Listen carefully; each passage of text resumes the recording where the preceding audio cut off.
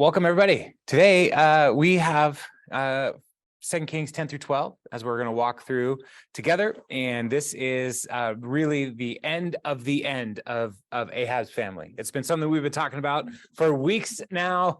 There's a prophecy. Elijah had a prophecy that Ahab's family would be destroyed, and it's just taken a long time to get here. And so what looks like for us, just like 11 total chapters, is probably, it's like 10 years. We should think in long term here. And so it is quite a experience, as all these kings have been just awful in the Northern Kingdom. They've been terrible. And now Jehu comes in, and he's also going to be terrible. And so we have this promise of this king that would come and eliminate Jezebel and Ahab and the prophets of Baal. But you would think, oh, maybe this is going to be when Israel's going to turn it around. Nope. Nope. They just keep on keeping on. And so while we'll see here that Baalism is driven out, the sinful worship practices that Jeroboam introduced remain. And so that's the ongoing problem for the people of Israel in the Northern Kingdom. And so, so let's jump in, and we will see Jehu continuing to do his work here. So last week Jezebel was killed. This week we pick up with his sons of Ahab in verse 10:1. Now there were in Samaria 70 sons of the house of Ahab. So Jehu wrote letters and sent them to Samaria, to the officials of Jezreel, to the elders and the guardians of Ahab's children. He said, "You have your master's sons with you, and you have chariots and horses, a fortified city and weapons. Now, as soon as this letter reaches you, choose the best and most worthy of your master's sons and set him on his father's throne. Then fight for your master's house." But they were terrified and said, "If two kings could not resist him, how can we?" And so here he's saying basically, all right, Jezreel, throw up your favorite of Ahab's sons, let him sit on the throne, and let's go to war. And so when they're talking about if two kings cannot resist Jehu, how could we? They're talking about Joram and Ahaziah, who were in battle with Jehu last week. And so those are the two kings that they're talking about specifically. And so they're terrified. They don't know what to do. So the palace administrator, the city governor, the elders, and the guardians sent this message to Jehu: "We are your servants, and we will do anything you say. We will not appoint anyone as king. You do whatever you think best." Then Jehu wrote them a second letter saying, "If you are on my side and will obey me, take the heads of your master's sons and come to me in Jezreel by this time tomorrow." Now the royal princes, 70 of them, were with the leading men of this city, who were rearing them. So these royal men of the city were, it's talking about rearing them. Like some of these sons were young. This is not like only grown men that are facing these consequences of Ahab's sinfulness. When the letter arrived, these men took the princes and slaughtered all 70 of them. They put their heads in baskets and sent them to Jehu in Jezreel. When the messengers arrived, he told Jehu, "They have brought the heads of the princes," which is just that guy's job that day. No, here's some heads. Then Jehu ordered, put them in 2 piles at the entrance of the city gate until morning. The next morning, Jehu went out. He stood before all the people and said, "You are innocent. It was I who conspired against my master and killed him. But who killed all these? Know then that not a word the Lord has spoken against the house of Ahab will fail. The Lord has done what he announced through his servant Elijah." So Jehu killed everyone in Jezreel who remained of the house of Ahab, as well as all his chief men, his close friends, and his priests, leaving him no survivor. So these 70 sons, something to maybe keep in mind here is these could be 70 sons from the harem that Ahab had developed, but it could also be people who were closely affiliated with Ahab and his family. So they don't necessarily all have to be biological children of Ahab. And so even here at the end, as he's listing all the different types of people who were executed, his chief men, his close friends, and his priests. And so son here could be a term of just close relationship, not necessarily biological child of Ahab. And so Jehu's kind of doing an interesting thing here, because he has the servant pile up all these heads by the gates. And this is so gross. I get it. I understand. But it was not uncommon. And so we read these kinds of things and we should be repulsed. Like, that is okay to be like, that's gross. But it was not uncommon for the ancient world for conquering kings to like display their victory over those who are conquered. And so even during the time of Christ, the Roman Empire, they would line up crosses all along the road so that people coming into town would see the consequence of disobeying Rome. And so like, this is brutal, but it was not uncommon. But what he's doing here that's interesting is he gets in front of the city and he says, look, I conspired against Ahab. None of you are guilty of his blood, but who killed all of these people? And he throws the mystery back at the people of the city to say somebody here was willing to do this also. So like, y'all aren't guilty, but I didn't do all this. So some of you are co-conspirators with me. And so he's bringing in a coalition of folks to say like, look, if you cross me, you might be added to these piles. Like, he's a brutal dude. So this is how he is establishing his kingdom here, his reign. So then Jehu set out and went toward, just a second. There we go. So Jehu set out and went toward Samaria at Beth Eked of the shepherds. He met some of the relatives of Ahaziah, king of Judah, and asked, who are you? They said, we are relatives of Ahaziah, and we have come down to greet the families of the king and of the queen mother. Take them alive, he ordered. So they took them alive and slaughtered them by the well of Beth Eked. 42 of them. He left no survivor. And so why would he do this? Why would he go after these relatives of Ahaziah? Well, Ahaziah is related by marriage to Ahab. And so Jehu probably saw this as continuing to complete the command that he had from the prophet to eliminate the families of Ahab. And so here are some more relatives that are connected. And so he's trying to eliminate any potential threat to his reign. And so eliminating family members was very common. In fact, it was, as we go back into 2 Samuel, the fact that David didn't immediately eliminate all of Saul's family was uncommon. And so even, he gave Ishbosheth and Mephibosheth, he gave them a chance to show their loyalty. And that was very uncommon in the ancient world, but he did that because of his love for Jonathan, his best friend. And so he wanted to make sure that he was honoring his friend. And so here, Ahaziah's relatives come. Jehu is like, no, they are a threat. Get rid of them. And so 42 of them, he left no survivor. Verse 15, after he left there, he came upon Jehonadab, son of Rechab, who was on his way to meet him. Jehu greeted him and said, are you in accord with me as I am with you? I am, Jehonadab said. If so, said Jehu, give me your hand. So he did, and Jehu helped him up into the chariot, which is a dangerous place to be because Jehu drives like a maniac.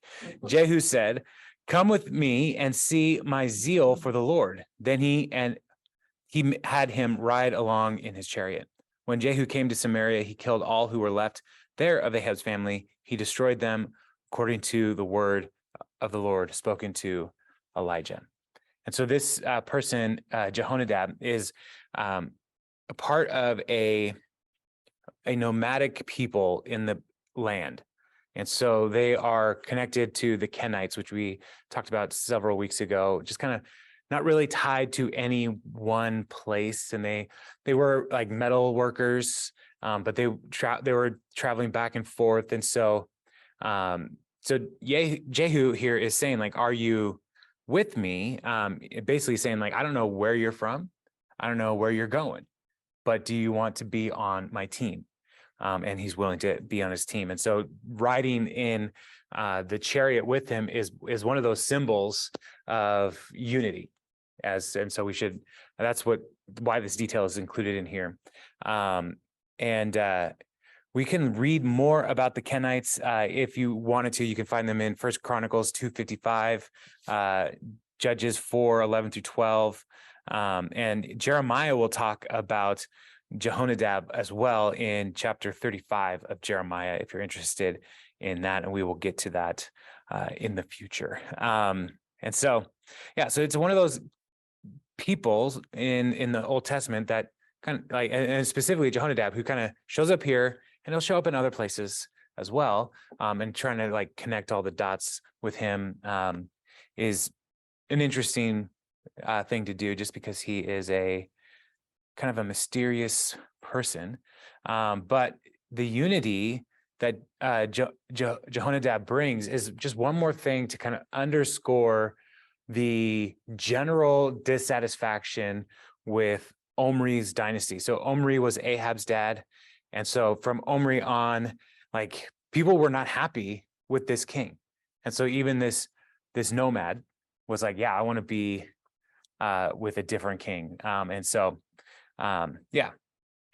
could also be, as we'll see in the next section, Jehonadab is eager to see a removal of the prophets of Baal.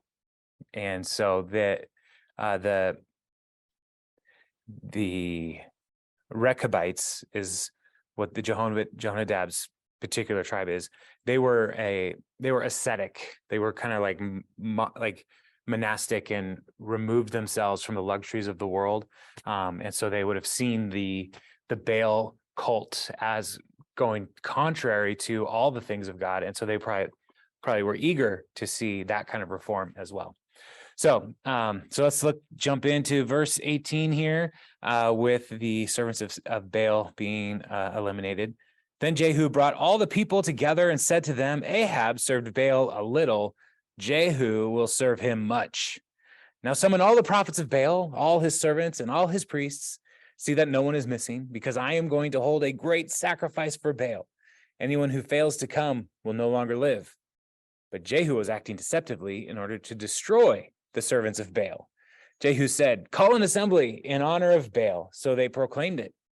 Then he sent word throughout Israel, and all the servants of Baal came. Not one stayed away. They crowded into the temple of Baal until it was full from one end to the other. And Jehu said to the keeper of the wardrobe, bring robes for all the servants of Baal. So he brought out robes for them. So he is throwing this massive party for Baal. And I mean, the writer tells us he's being deceptive. Like, we should know, like, he's like, okay, everything he's doing right now is a trick. And if you're reading this for the first time, it's like, what is the trick? What is he going to do? And, we know he's supposed to drive them out and eliminate the Baal cult. But here he's like, we're going to throw this big party. I'm going to sacrifice much for Baal and even bring out these robes. So like, bring out the really nice clothes for these prophets of Baal, the priests and servants. Let's let them look really nice and like look the best. So imagine, like, the choir robes, like everybody's all wearing the same thing. They come into this big, huge temple area, and it's just packed. The excitement is in the room. And so that's the vibe that we should be recognizing here. This is like an exciting time, and all these people are very excited. Something great is going to happen. Then Jehu and Jehonadab, son of Rechab, went into the temple of Baal. Jehu said to the servants of Baal, look around and see that no one who serves the Lord is here with you, only servants of Baal. So they went in to make sacrifices and burnt offerings.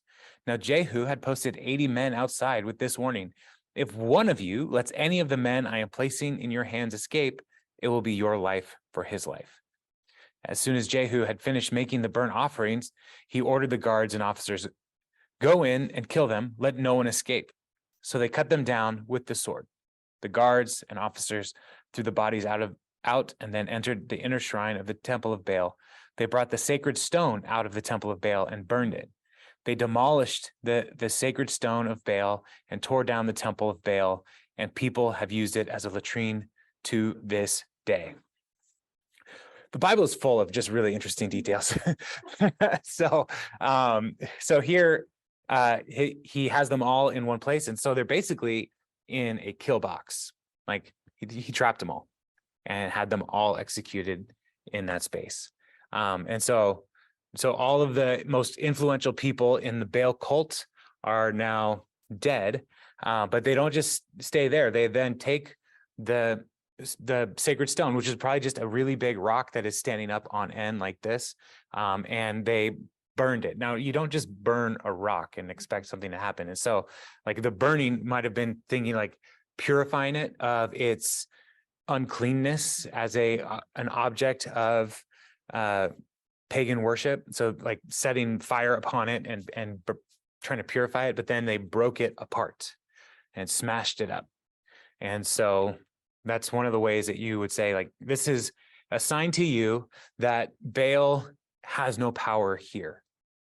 And so even thinking back to when in 1 Samuel, the Philistines took the ark into the temple of Dagon, and the idol for Dagon fell over one time, and then they put it back up. Like, well, that's weird. And the next day it fell over, and its head and hands were cut off. Like it's falling apart here. And here, in that passage, the Lord did that work. Here, the people of the followers of Jehu are doing that work of destroying what is sacred to the people of Baal. So he's doing everything he has been told to do so far. So Jehu destroyed Baal worship in Israel. However, he did not turn away from the sins of Jeroboam, son of Nebat, which he had caused Israel to commit, the worship of the golden calves at Bethel and Dan. And so that is the massive sin of Jeroboam, is making these golden calves at the northern and southern ends of the nation of Israel, right at the border, so that nobody from Israel would need to go into Jerusalem to make any kind of sacrifices to Yahweh at the temple. And so this is a great affront to Yahweh, that Jeroboam would say, no, I have a better way to make worship more accessible for the people in my kingdom. And so that is one of the reasons why Jeroboam's dynasty did not last, is because he established that. So while, yes, Jehu's driving out all of the Baalism, he's still holding on to that idolatry. And that is not good. So the Lord then said to Jehu, because you have done well in accomplishing what is right in my eyes, and have done to the house of Ahab all I had in mind to do, your descendants will sit on the throne of Israel to the 4th generation. So it's like, you did a lot of good things here, Jehu. You get 4 generations. Yet Jehu was not careful to keep the law of the Lord, the God of Israel, with all his heart. He did not turn away from the sins of Jeroboam, which he had caused Israel to commit. In those days, the Lord began to reduce the size of Israel. Hazael overpowered the Israelites throughout their territory, east of the Jordan, in all the land of Gilead, the region of Gad, Reuben, and Manasseh, from Eror by the Arnon Gorge through Gilead to Bashan. As for the other events of Jehu's reign, all he did and all his achievements, are they not written in the book of the annals of the kings of Israel? Jehu rested with his ancestors and was buried in Samaria, and Jehoahaz, his son, succeeded him as king. The time that Jehu reigned over Israel and Samaria was 28 years. And so part of the punishment for the northern kingdom at this point as well is the loss of the Transjordan region. So remember, when they were coming into the land, Reuben, Gad, and half of Manasseh, they were like, this part over here on the east side of the Jordan River, it's really good land. There's already cities built here. There's good grazing land for our flocks and herds. Can we stay here? And Moses said, yes, but you have to come and fight with the people of Israel and as they take the land. And they did. And so now, though, these are the first areas, the first tribes that are no longer really a part of Israel. And it's Syria, and what we would call Syria and Aram, that actually comes down and starts taking that land. So even before the Assyrians came and took the people into exile, the tribes, the Transjordan tribes, are pretty much wiped out. So, so we are losing national identity early here in the history of Israel. So, all right, verse 11. Let me make sure I'm not missing anything here. Yeah. All right. Okay, so yeah, chapter 11. When Athaliah, the mother of Ahaziah, saw that her son was dead, she proceeded to destroy the whole royal family. But Jehosheba, the daughter of King Jehoram and sister of Ahazariah, these names, man, took Joash, son of Azariah, and stole him away from among the royal princes who were about to be murdered. She put him in his and his nurse in a bedroom to hide him from Athaliah, and he was not killed. He remained hidden with his nurse at the temple of the Lord for 6 years while Athaliah ruled the land. So Athaliah is daughter of Jezebel, and she sees her husband is dead, and she sees this as a great opportunity to establish her own dynasty. So while Jehu is eliminating the house of Ahab in the northern kingdoms, Athaliah is saying, here's an opportunity for the house of Ahab to continue. And so she is going to step in as the usurper to sit on the throne in Jerusalem. And the only way to do this is to eliminate any of her husband's children, her own children. And because they are a threat to the claim that could eliminate the house of Ahab. And so she sets herself on the throne, but the sister of Ahaziah takes Joash and hides him in the temple. And the temple is a sanctuary, and there are places in the temple that people can't go, and that are purely designed for the priests. And so even like there are bedrooms in the temple that like priests are supposed to stay there, but other people should not go in those spaces. And so Joash is hidden away in the temple for 6 years. He grows up in there in the temple. Probably never came out of the temple grounds. Like this is like a very secluded life that Joash is living. In the 7th year, Jehoiada sent for the commanders of units of 100. Jehoiada then is the high priest at the time. For units of 100, the Kerites and the guards had them brought to him at the temple of the Lord. And the Kerites are like the elite fighting forces of the people of Judah. He made a covenant with them and put them under oath at the temple of the Lord. Then he showed them the king's son.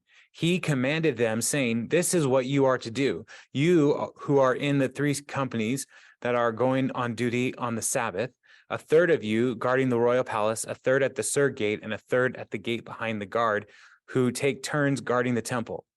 And you who are in the other 2 companies that normally go off Sabbath duty are all to guard the temple for the king.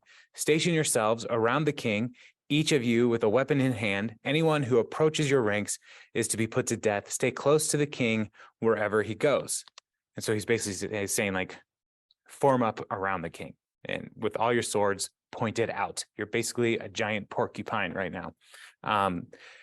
The commanders of units of 100 did just as Jehoiada the priest ordered. Each one took his men, those who were going on duty on the Sabbath and those who were going off duty, and came to Jehoiada the priest. Then he gave the commanders the spears and shields that had belonged to King David and that were in the temple of the Lord. These spears and shields, they were fighting forces, yes, but then there's also these shields and spears that are just in the temple, and often those are decorative. And they're like gold, but he's saying like every possible weapon and shield that we have, we're going to use them all. So the guards, each with weapons in hand, stationed themselves around the king near the altar and the temple from the south side to the north side of the temple. Jehoiada brought out the king's son and put the crown on him. He presented him with a copy of the covenant and proclaimed him king. They anointed him, and the people clapped their hands and shouted, "Long live the king." When Athaliah heard the noise made by the guards and the people, she went to the people at the temple of the Lord. She looked, and there was the king, standing by the pillar, as the custom was. The officers and the trumpeters were beside the king, and all the people of the land were rejoicing and blowing trumpets. Then Athaliah tore her robes and called out, "Treason! Treason!" Which is just greatly ironic. Like, here's this usurper who's like, "How dare you usurp? I called dibs on usurping." So she's freaking out. Verse 15, Jehoiada, the priest, ordered the commanders of units of 100 who were in charge of the troops, "Bring her out between the ranks and put the sword to anyone who follows her." For the priest had said, "She must not be put to death in the temple of the Lord." So they seized her, and as she reached the place where the horses enter the palace grounds, and there she was put to death. So, so Athaliah's reign is 7-ish years, and she is when Joash seems old enough to be essentially a puppet king at this point, but he's old enough to like hold a sword is how we should think about this. He is anointed and installed as king. Now, Jehoiada is going to be the one who's really going to be guiding the king's hand over the next several years. So this is the end of Athaliah's reign. And so, they intentionally say she should not be executed in the temple because the temple is holy ground and human sacrifice for Yahweh is forbidden. You should not kill anyone in the temple, even if you're not intending it to be a sacrifice, because it could look like a sacrifice. And so they take her out to the place where the horses come into the palace. And that should kind of remind us, hey, her mom got trampled by horses. Jezebel was trampled by horses. And so the writer is trying to help us see these connections. Look, God is really consistent with the way he wants to eliminate the house of Ahab. And so that's one of the reasons why that detail may be included. So then Jehoiada then made a covenant between the Lord and the king and people that they would be the Lord's people. He also made a covenant between the king and the people.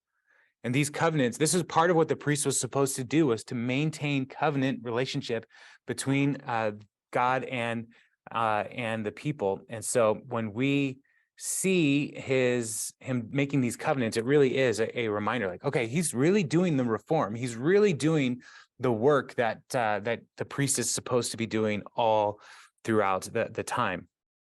And so, so he's renewing the covenant. All the people of the land went to the temple. Wait, wrong page. Sorry. No,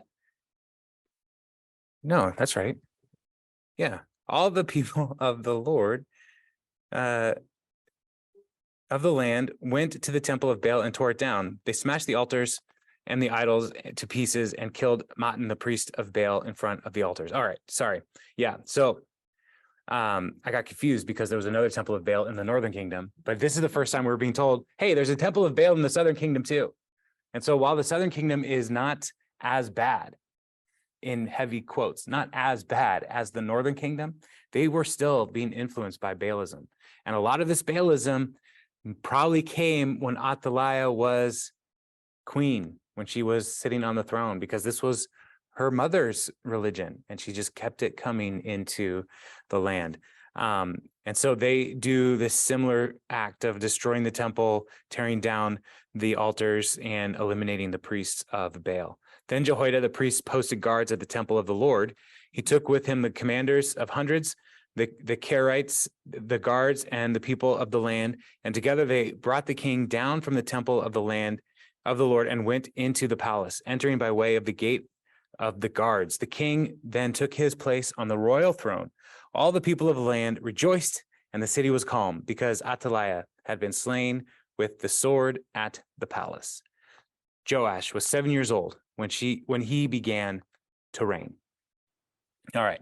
So so they are continuing these reforms and driving out the wickedness of Baalism, which is worked its way into all kinds of different levels. But what is key here as we read this is all the people of the land rejoiced.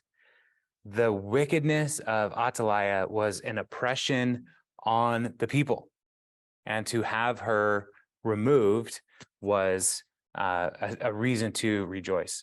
We also are not told here about, like, really throughout the Kings, books of Kings, we're told they came to reign at this age and they reigned this long. Now we know how long Athaliah was reigning because how old Joash is when he becomes king, right? But we're not given that specific like summary of her reign. And like there's a reason, is because the writer of Kings does not see any validity to her reign at all. And so like it's like we don't even want to talk about her because she is not a valid queen. And so so that's one of the things. Now this story is interesting. There's a lot of reasons, but I had somebody in my life who was really excited about Athaliah. Like, look, a woman queen in Judah. And I was like, you got to read the whole story. Like, this is not a girl power story. Now, I believe that God can use anybody for his purposes and his glory. But this story is not to say, look, God wanted this woman queen. Like, no, read the whole thing. And that's one of the dangers when people just kind of look for the stories that they like and then like lift those up. It's like, well, not really. And she did not like that when I told her. So I was a much younger person then and probably did not have the tact that I should have had. But so this is a continuation of the purge of the house of Ahab. It had permeated throughout the northern kingdom and brought corruption there, and then into the southern kingdom, and it is all being removed. And the house of David endures. The house of David, these kings, far from perfect. But God, as we read last week, promised to preserve the house of David because of the covenant he made with David and the love that he had for David, a man after God's own heart. So Joash is 7 years old and he's reigning. So in the verse 12:1, in the 7th year of Jehu, Joash became king and he reigned in Jerusalem 40 years. His mother's name was Zibiah, and she was from Beersheba. Joash did what was right in the eyes of the Lord all the years Jehoiada, the priest, instructed him. The high places, however, were not removed. The people continued to offer sacrifices and burn incense there. So so he has a good long reign. 40 years is a long time. And so he reigns there. But we're told, like, as long as Jehoiada was alive, things were going pretty well. Jehoiada was guiding Joash's kingship and helping him to walk in faithfulness. But these high places, and they are something that permeates throughout the history of Israel. And the high places were, before the temple was built, people would offer their offerings on hilltops. And that was not something that God wanted. He wanted them to come to the tabernacle and do their offerings there.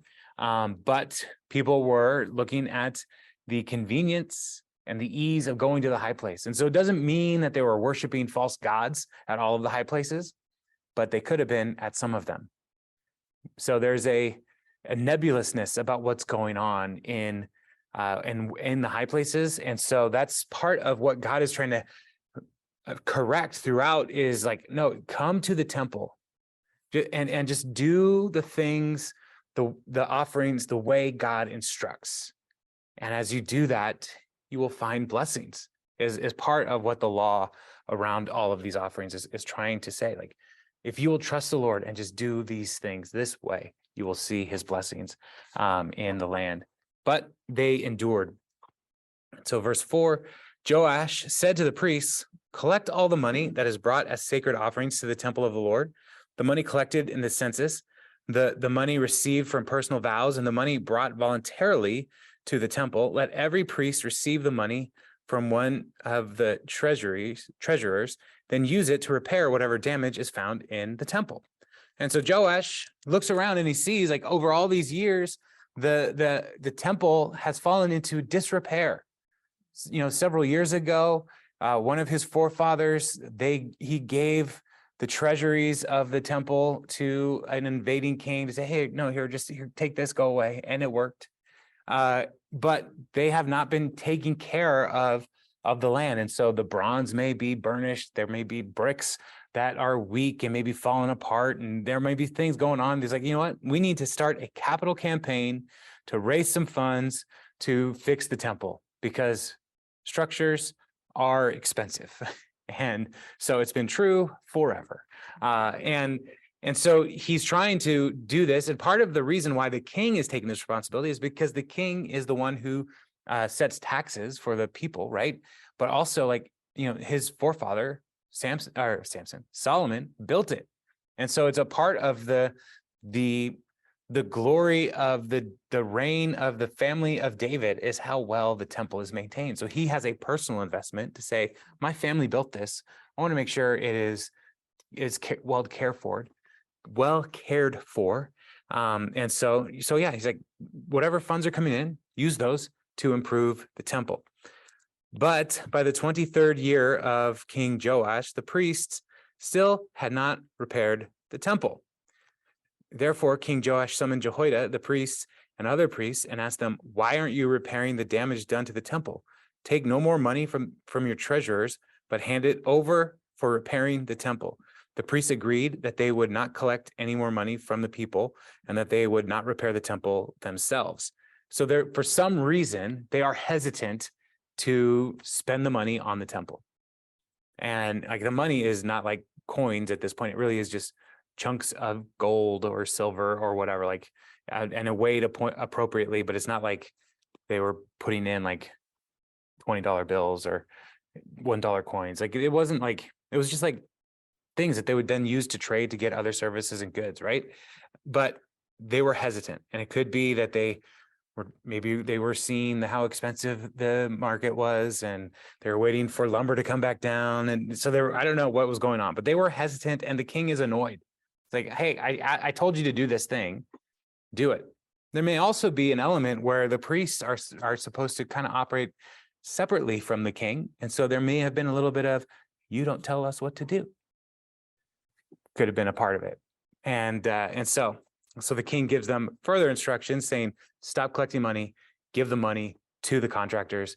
You're not going to be the ones to do this yourselves. You get people you trust to make it happen. So Jehoiada the priest took a chest and bored a hole in its lid. He placed it beside the altar on the right side as one enters the temple of the Lord. The priests who guarded the entrance put into the chest all the money that was brought to the temple of the Lord. Whenever they saw that there was a large amount of money in the chest, the royal secretary and the high priest came, counted the money that had been brought into the temple of the Lord, and put it into bags. When the amount had been determined, they gave the money to the men appointed to supervise the work on the temple. With it, they paid those who worked on the temple of the Lord, the carpenters and builders, the masons and stonecutters. They purchased timber and blocks of dressed stone for the repair of the temple, and the Lord met all the other expenses of restoring the temple. And so it starts to work. But even here, we should note that the king instructed this to happen. The priest bore a hole into the lid. So basically like a big offering box, and they could look in and see, but it doesn't look like the priest had any access to getting into the money at this point. And so they needed the royal secretary and the high priest to come together to like receive the funds. And so there is a checking of and accountability of the money, how the money is being used from the royal palace and the temple. And so they're working together on this, and it starts to move things forward. Verse 13, the money brought into the temple was not spent for making silver basins, wick trimmers, sprinkling bowls, trumpets, or any other articles of gold or silver for the temple of the Lord. It was paid to the workers who used it to repair the temple. So it's really focusing on structural repair is what it sounds like. They did not require an accounting from those whom they gave the money to pay the workers because they acted with complete honesty, which, I mean, wow. These are the best carpenters and contractors ever. Like complete honesty. Wow, this is so great. The money from the guilt offerings and sin offerings was not brought into the temple of the Lord. It belonged to the priests. And so there was still like, this wasn't saying like the priests are not going to have funding for their life as people are making these offerings. Like, no, there's still funding for the priests. They're still taken care of. And that may have been part of the fear that kept the priests from hiring people as well. As like, if we start doing this, are we going to be able to pay for all of the families of the priests and support them? There's all kinds of reasons that may have kept them from moving forward earlier. And so the temple starts to get refurbished and restored, and so Joash, his building project is coming along real well. About this time, Hazael, king of Aram, went up and attacked Gath and captured it. Then he turned to attack Jerusalem. Now, Gath is part of the Philistine territory, so it's a little south and towards the coast. And so Hazael maybe came down with ships, attacked, and now he's making his way inland to Jerusalem. So he's also already gone on the other side of the Jordan River and is attacking the Transjordan tribes. Remember, like Hazael is doing all of these things. And this was part of why Elisha grieved when Hazael was anointed. It was like, I see the terrible things you're going to do to the people of God. And so these things are happening. And so he turned to attack Jerusalem. But Joash, king of Judah, took all the sacred objects dedicated by his predecessors, Jehoshaphat, Jehoram, and Ahaziah, the kings of Judah, and the gifts he himself had dedicated, and all the gold found in the treasuries of the temple of the Lord and of the royal palace, and he sent them to Hazael, king of Aram, who then withdrew from Jerusalem. So all of the gold and beautiful objects of the temple, he sends away. He basically ransoms the nation of Judah with these items from the temple, which are not really his to give. He's giving God's offerings essentially away. And so while he's like, yeah, I want to improve the temple and renovate and restore, and it's going to be great. But when trouble comes, he's like, quickly liquidate the temple. Otherwise, Hazael might come against us, and then what? And so it works. Hazael goes away. Verse 19, as for the other events of the reign of Joash and all he did, are they not written in the book of the annals of the kings of Judah? His officials conspired against him and assassinated him in Beth Millo on the road down to Silla. The officials who murdered him were Jozabad, son of Shimeath, and Jehozabad, son of Shomer. He died and was buried with his ancestors in the city of David, and Amaziah, his son, succeeded him as king. So, things seem okay for Joash. He seems like a pretty good king, but for some reason, he is assassinated. And the writer of 2 Kings doesn't give us the reason. And we're not going to, when we're done with 2 Kings, we're going to jump into Isaiah and just start working through some of the prophetic books, because it's all in line with what was happening in the book of Kings. But in 2 Chronicles 24, we actually read a little bit more about what happened here. And so I'm going to read that tonight, just so you guys, we had kind of closed the loop on Joash. So starting in verse 17. After the death of Jehoiada, the officials of Judah came and paid homage to the king, and he listened to them. They abandoned the temple of the Lord, the God of their ancestors, and worshipped Asherah poles and idols because of their guilt God's anger came on Judah and Jerusalem, although the Lord sent prophets to the people to bring them back to him, and though they testified against them, they would not listen. And so they come to Joash. He listens to them, but they all leave the temple of Lord and start worshiping the Asherah, which is a Asherah or Ashtoreth and Baal. In the Canaanite mythology, they are a couple, right? Ashtoreth is the consort of Baal, and so they start worshiping the Ashtoreth again. Then the Spirit of God came on Zechariah, son of Jehoiada, the priest. He stood before the people and said, "This is what God says. Why do you disobey the Lord's commands? You will not prosper, because you have forsaken the Lord. He has forsaken you." So the prophet speaks against their idolatry, but they plotted against him, and by order of the king, they stoned him to death in the courtyard of the Lord's temple. So here, the king commands the people to kill Zechariah and in the temple, which is where you should not kill anybody in the temple. We just read that. Like, that is a big no-no.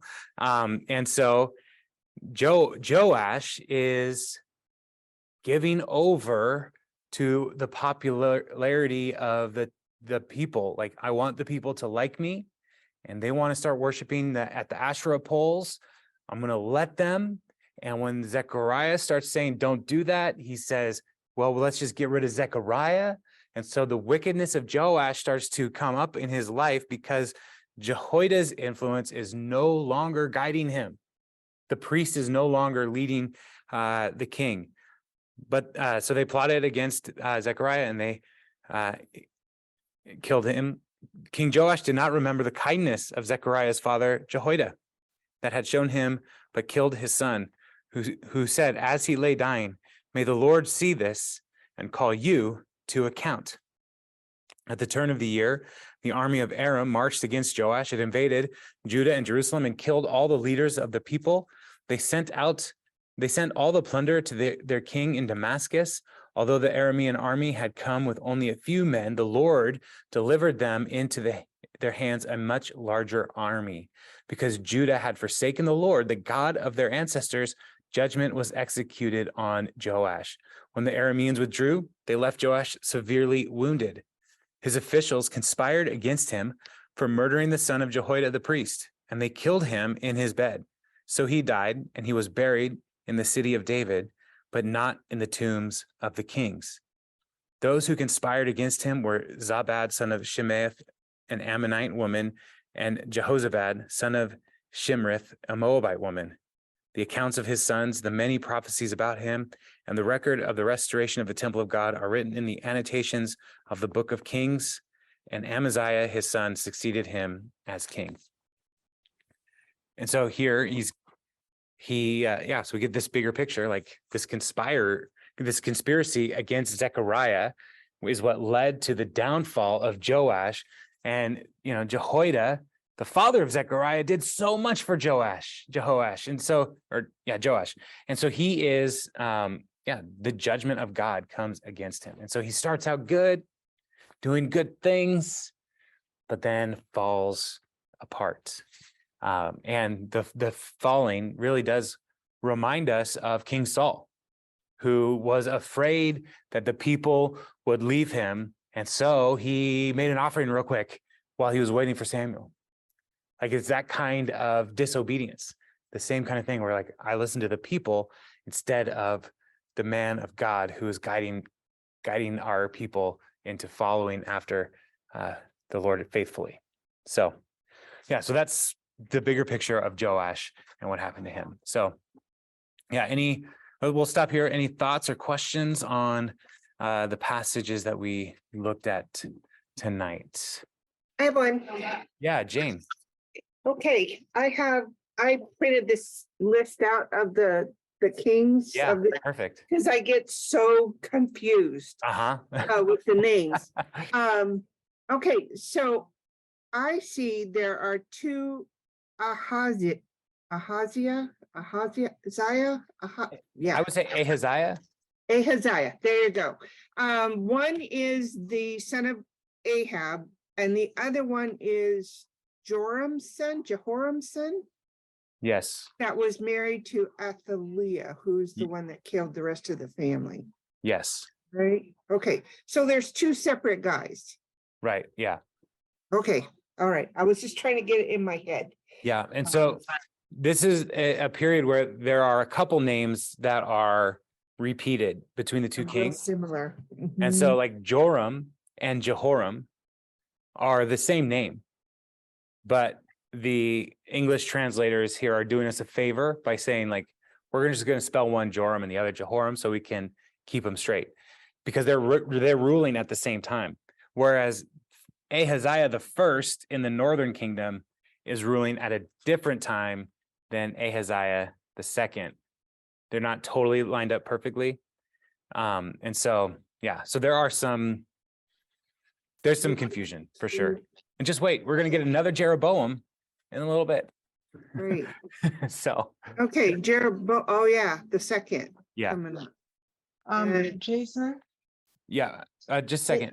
Did you get your Oh, question answered, Jane? Did you have another question? Yes, no, I'm good. Okay. All right. I heard somebody say. Yeah, it's D. Hey, D. I was wondering if you have maybe a digital list of the kings. That would be very helpful that you could attach when Yeah, you send out the link. That would be awesome. I can do that. Jane has one. Do you have a link for that, Jane? You're muted, Jane. I can't hear what you're saying. Okay, I just typed in Kings of Israel and Yeah. Judah and it came up. Okay. And then I just hit images, so I got a list. All right. Yeah, I'll find one, D, and I'll send that out with my group report tomorrow. Thank you. Yeah. Thank you. Yeah, it definitely gets confusing, and I know that, and yeah. So a study Bible, sometimes, and I'm not using a study Bible, but if you find a good study Bible, they'll often have a list of the kings as well. And that's something to look for when you're at the event that you're looking to buy a new Bible. If you're looking for a study Bible, look to see if they have a list of kings, a good map section. I love the maps in the Bibles. They're some of my favorite things. But look and see if those tools in a study Bible are there because they want to help bring clarity to these kinds of things. But I'll look for an image that can kind of show the chronology of the different kings. So yeah, those are good questions because it definitely gets confusing in this chunk of scripture for sure. So yeah. Any other questions, thoughts? I mean, we did a lot today, a lot of violence, a lot of eliminating of people. So what's that? What'd you say? Heads roll. Heads did roll. Yes, yes. So, but in an organized way. I mean, they piled them up pretty well. So, which is better. So, yeah. What was that? That'd be a person job. It would be an awful, awful job. Yeah. So, yeah. What'd you do today? I don't want to talk about it. Yeah. Oh. Yeah. Any other thoughts, questions?